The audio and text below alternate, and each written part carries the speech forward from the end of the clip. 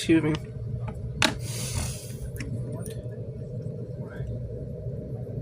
Now, another thing with this movie is that... Now, another thing with the Green Hornet is the Green Hornet and Lone Ranger have actually even crossed paths in comics. Now, there's a comic where, like, Green Hornet had a hallucination. And he actually encountered an elderly old man, Tonto. Yeah, Tonto as an old man.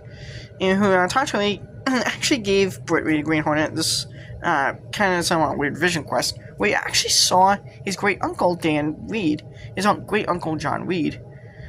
And he actually picks up John Reed's old Texas Ranger vest. They use it as a Lone Ranger, and actually uses it as part of his costume. Now, the Green Hornet and Lone Ranger are eventually sold to separate companies, so that started to cause some copyright issues. So, because of rights issues between the two between the two characters being owned by separate companies, any inclinations of respective characters ignored. We moved completely stripped away any connections. It wasn't really until Dynamite Entertainment started publishing Green Hornet and Lone Ranger comics that the connection was later restored. The connections were for the first time ever since like the 1950s. The connections between the Green Hornet and Lone Ranger were actually restored. Both with the Green Hornet and Lone Ranger comics introduced in a shared universe, which was actually the first time that the properties had anything to do with that since like the Now. In several decades. That's Cameron Diaz as Leonore.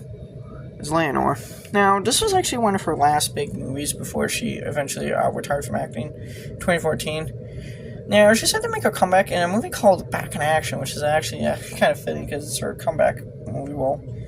Now, I believe that comes out this year. I think it was supposed to come out last year, but it had some delays. I think it comes out this year or something. But she is also set to do return as Princess Fiona in her Shrek movie. Now, another thing about this movie is that one of the co-writers of this movie is now this movie is Christopher Rogan's first rodeo of superheroes.